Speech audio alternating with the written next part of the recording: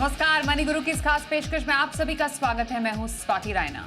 अपने निवेश से बेहतर मुनाफा कमाना चाहते हैं तो आपको समय के साथ अपने पोर्टफोलियो को बदलते भी रहना जरूरी है और इसमें बाजार की डिमांड के हिसाब से फंड का चुनाव जरूरी है ही। साथ ही इनोवेटिव होना समय की मांग है, इसलिए अपने इन्वेस्टमेंट प्लान में थोड़ा इनोवेशन जरूर जोड़ें और सही थीम और सेक्टर का चुनाव भी करें। आज इसी पर चर्चा आज हम खास करने वाले हैं कि कैसे आप अपने पोर्टफोलियो में या इन्वेस्टमेंट में इनोवेशन को शामिल कर सकते हैं। इस पर चर्चा रहेगी और साथ ही आरबीआई की जो पॉलिसी आई है उस पर भी एक कुछ चर्चा करेंगे कि आखिरकार इस बार तो दरें बदली नहीं है, लेकिन फिर भी क्या है मायने इसके।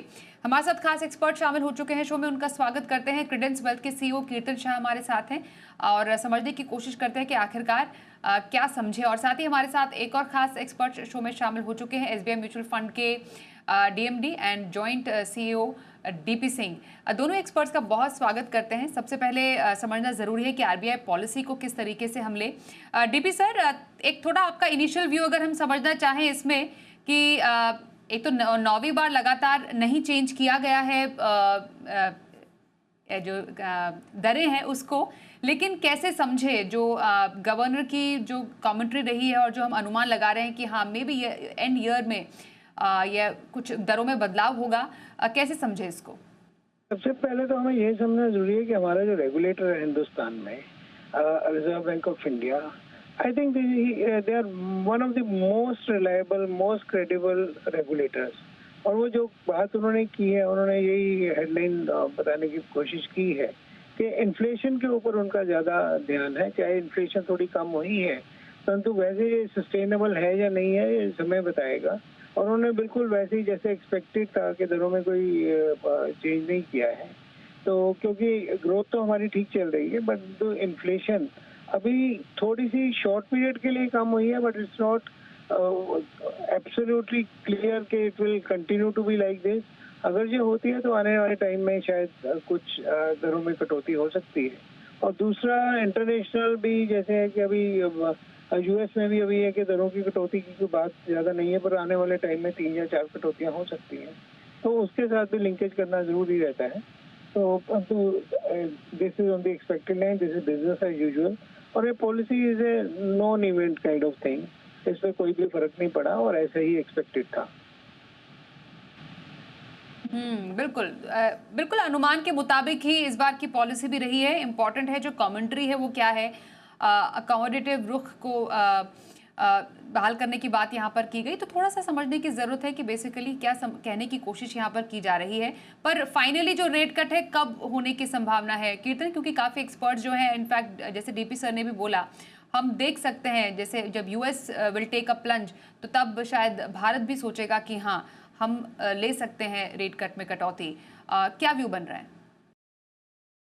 स्वाति दी, दो तीन चीजें जैसे हाईलाइट की आरबीआई गवर्नर ने। जैसे उन्होंने कंटिन्यू किया कि उनका विड्रॉवल ऑफ अकोमोडेशन स्टैंड है। कोर इन्फ्लेशन काफी सॉफ्ट हो चुका है उनके एक्सपेक्टेशन के मुकाबले। पर क्योंकि इन्फ्लेशन में तकरीबन 45% फूड का वेटेज है, फूड को इग्नोर नहीं कर सकते। ये बहुत बड़ा और स्ट्रांग मैसेज था पॉलिसी में। तो मुझे ऐसा लग रहा है कि इमीडिएटली रेट कट होना 2-3 महीनों में थोड़ा-सा मुश्किल लग रहा है, क्योंकि अगर आप इन्फ्लेशन का फोरकास्ट देखें, गवर्नर ने नेक्स्ट ईयर के लिए इन्फ्लेशन का फोरकास्ट थोड़ा-सा बढ़ा दिया है, जबकि ग्रोथ को कांस्टेंट रखा है 7.2 पे।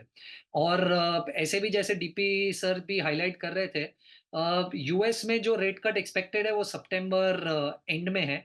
और मुझे नहीं लगता कि most probably for all practical purposes आप यूएस के पहले रेट कट कर पाएंगे, क्योंकि सबसे पहले आपको रेट कट की फिलहाल जरूरत नहीं है, क्योंकि आरबीआई की एक्सपेक्टेशन है कि इन्फ्लेशन 4% तक जाए, पर फोरकास्ट 4.5 का है। तो अभी तक हम उस एरिया में नहीं है जब आरबीआई उतना कंफर्टेबल हो जाए कि वो रेट कट करे। सेकेंड, इंडिया में ग्रोथ की कोई प्रॉब्लम नहीं लग रही है, क्योंकि देखिए आप नेक्स्ट ईयर के लिए भी आरबीआई 7.2% प्रोजेक्ट कर रहा है जीडीपी ग्रोथ। तो मुझे नहीं लगता है इंडिया में इतनी डेस्परेशन है रेट कट की जितनी यूएस में डेस्परेशन है। और यूएस में ऐसा लग रहा है कि सितंबर वाली पॉलिसी में जो 17-18 को है, शायद रेट कट आ जाए और उसके रेट कट करने के बाद ही इंडिया एक्शन लेगा। क्योंकि अगर आप रेट कट करने के पहले एक्शन ले लेंगे, यूएस के रेट कट करने के पहले, तो आपकी करेंसी पे बहुत सिग्निफिकेंट इम्पैक्ट आ जाएगा, जो मुझे नहीं लगता कि आरबीआई उतना कंफर्टेबल होगा। डेफिनिटली हमारे forex reserves at life high है 675 बिलियन, पर मुझे नहीं लगता कि आरबीआई करेंसी रिस्क लेना चाहेगा, क्योंकि आरबीआई हर मुमकिन कोशिश करता है एक्सपोर्ट्स को बचाने के लिए, जिसमें वो रुपी को अप्रिशिएट नहीं होने देता है। तो मुझे ऐसा लग रहा है सितंबर में यूएस के रेट कट के बाद ही कुछ एक्शन होगा। ओके, तो आरबीआई पॉलिसी जस की तस, और सितंबर के बाद शायद कुछ हम अनुमान लगा सकते हैं कि रेट कट का तोहफा शायद दे आरबीआई। तो फिलहाल बरकरार सब कुछ स्टेटस को है, लोन नहीं महंगा होगा, एमआई भी नहीं बढ़ेगी, और सितंबर के बाद ही जो होना है शायद हो। ये दोनों हमारे एक्सपर्ट्स का व्यू है। आइए अब लॉन्ग टर्म पोर्टफोलियो में कैसे आप और स्ट्रैटेजी अपना सकते हैं, इस पर चर्चा करते हैं। डीपी सर, अगर हम एक लॉन्ग टर्म पोर्टफोलियो की बात करें, इंडिया की ग्रोथ स्टोरी में पार्टिसिपेट करने की बात करें, बहुत सारी आइडियाज़ हैं, बहुत सारे थीम्स जो प्ले आउट हो रहे हैं। हम देख रहे हैं कि अलग अलग थीम्स डेवलप होके आ रहे हैं। फिलहाल कहाँ पर अपॉर्चुनिटी सर आपको इस बाजार में नज़र आ रही है? देखिए, ये समझना पड़ेगा कि जैसे जैसे बिजनेसेस इवॉल्व हो रहे हैं तो बिजनेस करने का तरीका बिल्कुल बदल रहा है।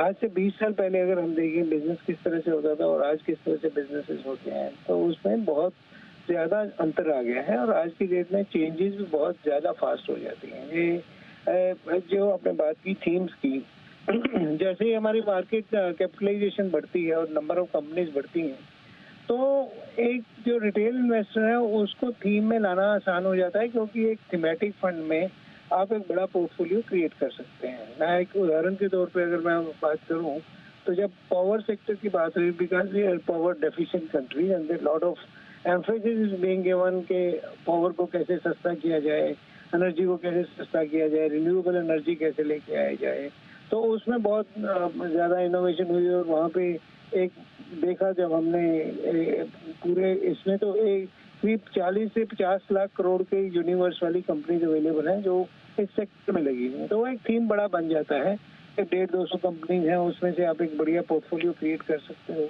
तो वो थीम में लाके, क्योंकि वो न्यू जनरेशन नेक्स्ट जनरेशन का जो है कि पावर में तो होना ही है, तो वैसा थीम बन गया, तो हमने उसका पोर्टफोलियो बनाया, एनर्जी अपॉर्चुनिटीज फंड लेके आए। और उसके बाद तो इस तरह से जो थीम आते हैं, ये मैं एक उदाहरण के तौर पर बता रहा हूँ, तो नए नए थीम आते हैं, तो परंतु उसमें सिर्फ ये भी देखना पड़ता है कि उस थीम में कितना यूनिवर्स है, कितनी कंपनीज अवेलेबल है और उस सेक्टर की वैल्यूएशन क्या है। तो वो जब से देख के ही तभी एक जो निवेशक है, रिटेल निवेशक है, उसके लिए एक अच्छा पोर्टफोलियो बनाया जा सकता है। जैसे हमने बोला कि इनोवेशन का जमाना है, तो बिजनेस में भी इनोवेशन हो रही हैं, तो इसलिए एक और हमने सोचा कि कौन सी ऐसी कंपनी है जो product innovation, process innovation and ongoing business innovation पे बहुत ज़्यादा ध्यान दे के अपनी इकोनॉमिक वैल्यू को बढ़ा रही है। तो इसमें हमने एक इनोवेशन फंड के नाम से ही अभी एक फंड लॉन्च किया। तो उसी तरह से थीम ऐसे ही निकल के आते हैं जब एक यूनिवर्स बनता है। और ऐसा नहीं है कि सिर्फ एसेट कलेक्ट करने के लिए होता है। जब कोई यूनिवर्स बनता है, बढ़िया मार्केट कैप का कंपनीज मिल जाती हैं, तभी ये वो थीम बन के आता है, क्योंकि हमारी मार्केट भी इवॉल्व हुई है, बिजनेसेस भी इवॉल्व हुए हैं, तो इसलिए ये थीम्स वाले जो फंड हैं अच्छा काम कर रहे हैं और अच्छी रिटर्न भी दे रहे हैं निवेशकों को। ओके। इनफैक्ट मैं इसी में कीर्तन चाहती हूँ कि आप ऐड करें, क्योंकि जब थीम्स की बात आती है, सेक्टर्स की बात आती है, एक आइडिया की प्ले आउट होने की बात आती है, तो डेफिनेटली हर एक आइडिया या हर एक थीम हर बार प्ले आउट नहीं होती है। कैसे चूज करना चाहिए एक किसी पोर्टफोलियो में किसी एक यूनिक आइडिया को, यूनिक थीम को? आई थिंक देखिए, सबसे पहले तो एज अ रिटेल इन्वेस्टर आपको आप किस फंड्स में इन्वेस्टेड है ये समझना बहुत ज़रूरी है। मैं अनफॉर्चुनेटली देखता हूँ इन्वेस्टर्स 15-20 अलग-अलग स्कीम्स में पैसा निवेश कर देते हैं जिसकी कोई ज़रूरत ही नहीं है। तो मान लीजिए एक अच्छा उदाहरण लें कि एक इन्वेस्टर है जिसके पास 4 या 5 स्कीम्स जो डाइवर्सिफाइड है उसमें उसमें वो इन्वेस्टेड है। तो सबसे पहले तो आपको समझना पड़ेगा कि इन 4-5 फंड्स जिसमें आप इन्वेस्टेड है, उसमें large cap, mid cap, small cap का एलोकेशन कितना है, जिससे आपको ये पता चलेगा कि कौन से एलोकेशन में आप कम है और कौन सा एलोकेशन आपको ऐड करना है। दूसरी चीज़ आपको शायद मेरे हिसाब से ये देखनी पड़ेगी कि इन तीनों फंड्स में या चारों फंड्स में जब आपने निवेश किया है, तो इन फंड्स ने कौन से सेक्टर्स में पैसा निवेश किया है। अभी आपको बेसिक पोर्टफोलियो देखकर ही समझ जाएगा कि क्या इसमें फाइनेंशियल्स में ज़्यादा पैसा लगा हुआ है, आईटी में लगा हुआ है, फार्मा में लगा हुआ है। तो आपको ऑटोमैटिकली पता चल जाएगा कि ऐसी कौन-सी थीम या ऐसा कौन-सा सेक्टर है, जिसमें ये 4 फंड जिसमें मैंने पैसा लगाया, उन्होंने निवेश नहीं किया। और तब आपको शायद मुझे ऐसा लग रहा है कि पता चलेगा कि अग अब अगर कोई थीम या कोई अपॉर्च्युनिटी मिले, जिसकी वजह से मैं ये जो मेरे डाइवर्सिफाइड फंड में इन सेक्टर्स में जहाँ निवेश नहीं किया गया है, ऐसी अपॉर्च्युनिटीज़ मिले तो वैसी अपॉर्च्युनिटीज़ में पैसा निवेश करें। क्योंकि अगर आप ऐसे थीम्स या ऐसे सेक्टर्स में पैसा निवेश कर लेंगे जो आपके डाइवर्सिफाइड फंड्स ऑलरेडी निवेश कर रहे हैं, तो आपका शायद कंसंट्रेशन रिस्क बढ़ जाएगा। तो मुझे ऐसा लग रहा है आप देखिए कि आप जहाँ इन्वेस्ट करते हैं उसमें कौन से सेक्टर या थीम में कम पैसा लगा हुआ है और ऐसी थीम्स ढूँढने की कोशिश कीजिए डाइवर्सिफिकेशन के एंगल से। ओके। बिल्कुल, थीम्स में भी डाइवर्सिफ़िकेशन ज़रूरी है। जो आप थीम चुन रहे हैं, वो आपके पोर्टफ़ोलियो को में कितना वैल्यू ऐड करती है, समझना ज़रूरी है। क्योंकि इनोवेशन की बात डीपी सर आपने की, हमारे तो इर्द-गिर्द हर जगह इनोवेशन है, डिसरप्टिव आइडियाज़ है। एक इनोवेटिव कंपनी की पहचान कैसे की जाती है? अगर जब हम इन्वेस्टमेंट की बात करते हैं, वो कौन से पैरामीटर्स हैं जिनको पार करना पड़ता है?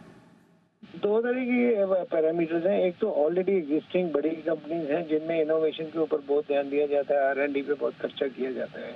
परंतु ऐसा है, वो तो देखो R&D हर कंपनी करेगी, पर हमें एक जो मापदंड उसका ये है कि जो कंपनी का कम से कम 30 से 35% का इकोनॉमिक वैल्यू नए इनोवेशन की वजह से आ रहा है, इनोवेशन में उसी कंपनी को दिया जाएगा टू स्टार्ट विद। परंतु न्यू एज कंपनीज बहुत आ रही हैं, लिस्टिंग के लिए बहुत नई कंपनीज आ रही हैं, तो उनका अगर किसी भी डाइवर्सिफाइड पोर्टफोलियो में देखें, क्योंकि आमतौर पे देखा गया है कि कोई भी डाइवर्सिफाइड फंड जो है वो करीब 40 से 60 से ज़्यादा स्टॉक अपने यहाँ पे नहीं रखता। तो अगर ऐसी कंपनीज को बीच में से निकाल के यूनिवर्स उन कंपनीज का 40-50 कंपनीज उसमें से ढूंढी जाए, तो उसका एक अगर पोर्टफोलियो बनाना हो तो नेचुरली वो थीमेटिक में करना पड़ेगा।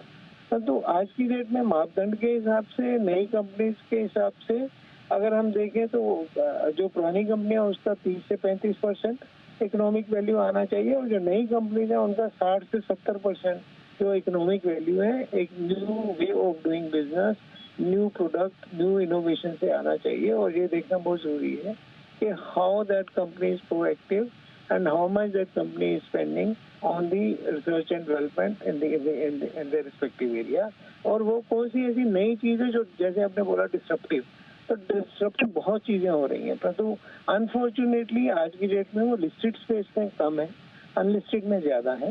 तो उसलिए this portfolio will be parking money in large cap to start with, but eventually जैसे जैसे वो लिस्टेड होंगी तो वो it will become a portfolio of tomorrow.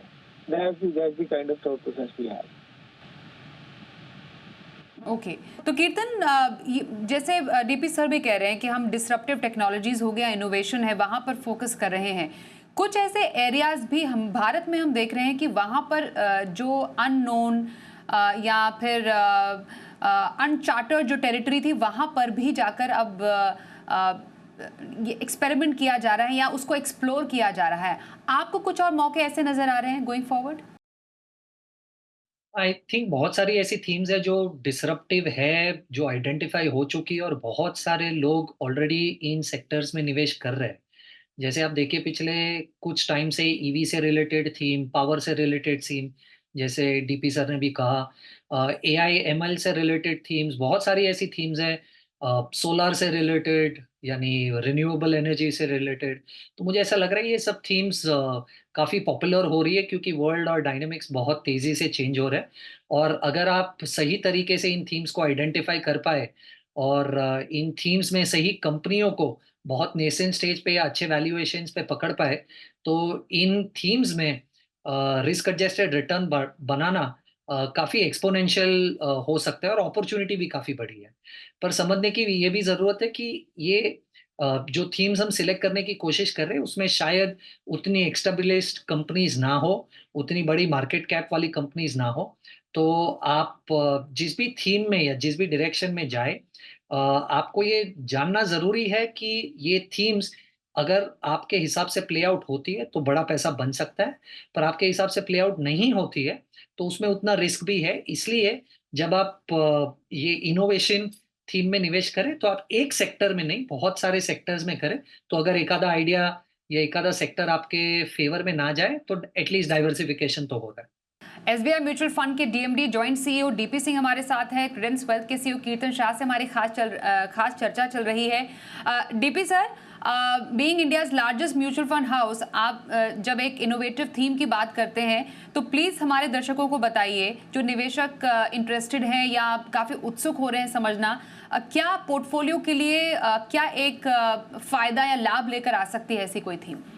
देखिए राधेश, सबसे बड़ी बात तो ये है कि जैसे कीर्तन ने बताया कि एक ना multi, this is sector agnostic kind of fund. तो जो हम कम से कम 7 से 8 सेक्टर पकड़ेंगे जिसमें इनोवेशन हो सकता है, तो आई थिंक इसमें लाभ जो लंबे समय में काफी ज्यादा हो सकता है। सिर्फ एक ही ध्यान रखने वाली बात है कि इस फंड में जो आपका पीरियड है वो 4 से 7 साल होना चाहिए। इनफैक्ट मीनवाइल कीर्तन, किस तरीके के जो इन्वेस्टर्स हैं आपको लगता है एक थीम को प्ले आउट उन्हें करना चाहिए, या फिर एक एनएफओ पीरियड में किसी जो फंड है उसमें इन्वेस्ट करना चाहिए? स्वाति जी, मुझे ऐसा लग रहा है कि मैच्योर्ड और सोफिस्टिकेटेड इन्वेस्टर्स को ही थीम्स में या एनएफओ स्टेज पे पैसा रोकना चाहिए, क्योंकि देखिए, एक मैच्योर्ड या सोफिस्टिकेटेड इन्वेस्टर ही जानता है कि उसने कहाँ पर फिलहाल निवेश किया हुआ है, और क्या थीम या क्या सेक्टर उसके पोर्टफोलियो में नहीं है जिसमें उसे पैसा लगाना है, या क्या थीम और क्या सेक्टर प्ले आउट हो सकते हैं और किस थीम में उन्हें पैसा लगाना चाहिए। तो मुझे ऐसा लग रहा है कि अ, अगर आप एक सोफिस्टिकेटेड इन्वेस्टर है, बहुत टाइम से म्यूचुअल फंड में निवेश कर रहे हैं, आपको पता है कि आपने ऑलरेडी पैसा कहाँ लगा रखा है, क्या गैप एरियाज़ है, और अगर कोई नया फंड उन गैप एरियाज़ को फिल कर रहा है, तो आपको डेफिनिटली कंसिडर करना चाहिए। डीपी सर हमारे साथ एक बार फिर से जुड़ गए। सर, डीपी सर, क्या खास निवेशकों के लिए और कैसे करें निवेश, क्या वैल्यू ऐड करेगा उनके पोर्टफोलियो के लिए? देखिए, मैं वही बोल रहा था स्वाति जी कि जैसे कीर्तन जी ने बताया, अगर कोई फर्स्ट टाइम इन्वेस्टर है और पहली बार अपनी निवेश की यात्रा शुरू कर रहा है, तो उसके लिए शायद ये फंड सही नहीं है। ये फंड उन व्यक्तियों के लिए सही है जो ऑलरेडी इन्वेस्टमेंट में हैं और दे अंडरस्टैंड द वैल्यू, क्योंकि इसमें निवेश का समय हो सकता है 1 साल में बहुत बढ़िया रिटर्न दे दे, परंतु हो सकता है इसमें 3 से 4 साल लग जाए, क्योंकि हम न्यू एज कंपनीज लेके आएंगे। This will be a portfolio for tomorrow. So इसमें आपका समय जिसमें रहना बहुत जरूरी है कि 3 से 6 साल तक का समय इसमें होना चाहिए। अगर आपके पास वो पैसा इसमें आना चाहिए, that is number 1। And number 2, this should be part of your overall investment portfolio का एक हिस्सा होना चाहिए with in diversified mutual fund schemes. अगर आपका ऑलरेडी उसमें एक अच्छी स्कीम में पैसा लगा हुआ है तो कुछ पैसा इसमें आप लगा सकते हो। That is number 2, but this will definitely be a portfolio for tomorrow, and this portfolio will become among the top 100 companies 3 year 5 year down the line. So these are the companies। तो वही दोबारा अगर मैं इसको बात करूं तो कुछ हिस्सा अपने पोर्टफोलियो का 10% से 20% तक इसमें डाल देना चाहिए। ये निवेशकों को काफी अच्छी रिटर्न देने की संभावना बन सकती है। ये चीज बहुत ज्यादा समझने की जरूरत है। ओके, तो सही तरीका बताया डीपी सर ने कि कैसे आप ऐसे किसी फंड में इन्वेस्ट कर सकते हैं। कीर्तन, आपके पसंदीदा जो थीम्स हैं या सेक्टर्स हैं कौन से रहेंगे, जो आप दर्शकों को बताना चाहें? स्वाति जी, मुझे ऐसा लग रहा है अगर आपके पास 2-3 साल का समय है, तो कुछ पुरानी थीम्स इंटरेस्टिंग हो सकती है आज। हमें ऐसा लगता है प्राइवेट बैंक्स काफ़ी अच्छे एक स्वीट स्पॉट पे है, क्योंकि मार्केट जब 3 या 4% अपने लाइफ टाइम हाईज़ के नीचे है, प्राइवेट सेक्टर बैंक्स बहुत ही सस्ते वैल्यूएशंस पे आज अवेलेबल है। मुझे नहीं लगता कि दूसरा कोई भी बड़ा सेक्टर आज अपने हिस्टोरिकल वैल्यूएशन से इतना नीचे अवेलेबल है। उसके ऊपर मुझे ऐसा लग रहा है कि प्राइवेट बैंक्स और पीएसयू बैंक्स में जो पहले डिफरेंस हुआ करता था वैल्यूएशन का, वो गैप बड़ा छोटा हो गया, क्योंकि प्राइवेट बैंक्स मूव ही नहीं हुए और पीएसयू बैंक्स ऊपर आ गए। प्लस इंटरेस्ट रेट कट की वजह से शायद नेट इंटरेस्ट मार्जिन में बैंक्स को थोड़ा-सा फ़र्क हो सकता है, पर वो क्रेडिट ग्रोथ साइकिल मुझे ऐसा लग रहा है कि वो चीज़ को सँभाल लेगा। और अगर आप देखें बहुत सारी बैंक्स ने टेक्नोलॉजी पर, डिस्ट्रीब्यूशन पर, ब्रांचेस पर बहुत पैसा निवेश किया है ऑलरेडी और कर रहे हैं क्योंकि आरबीआई भी कंटिन्यूअसली प्रेशर कर रहा है कि आपको टेक्नोलॉजी पे इन्वेस्ट करना पड़ेगा। जिसकी वजह से मुझे ऐसा लग रहा है कि अर्निंग्स में हेडविंड्स आ जाएगा और क्वालिटी साइकिल भी नॉर्मलाइज़ हो जाएगी। तो मुझे ऐसा लग रहा है कि शायद 2 या 3 साल का अगर आपको समय है, तो प्राइवेट बैंक्स काफ़ी अच्छे वैल्यूएशंस पे आज अवेलेबल हैं। तो कुछ पुरानी थीम्स जिसको आप प्ले आउट कर सकते हैं, कुछ नई इनोवेटिव इंटरेस्टिंग थीम्स जिनको आप एक्सप्लोर कर सकते हैं, जो कि आपके लिए बाजार में अवेलेबल है। सब कुछ है सबके लिए, बस ध्यान देने वाली बात है कि आपको कितना सूट करती है, आपकी रिस्क कैपेबिलिटी कितनी है। आप समझकर ध्यान देकर हमारे एक्सपर्ट्स को सुनकर ऐसी किसी थीम में ज़रूर इन्वेस्ट कर सकते हैं और अपने पोर्टफोलियो में एक अलग फ्लेवर दे सकते हैं। चर्चा करने के लिए डीपी सर एक बार फिर से आपका बहुत धन्यवाद करेंगे, आप हमारे साथ शामिल हुआ। कीर्तन, आपका भी थैंक यू सो मच इस चर्चा में हमारे साथ शामिल होने के लिए। एक ब्रेक के लिए भी रुकेंगे, मनी गुरु में बस इतना ही रुकते हैं। ब्रेक के लिए देखते रहिए जी बिजनेस।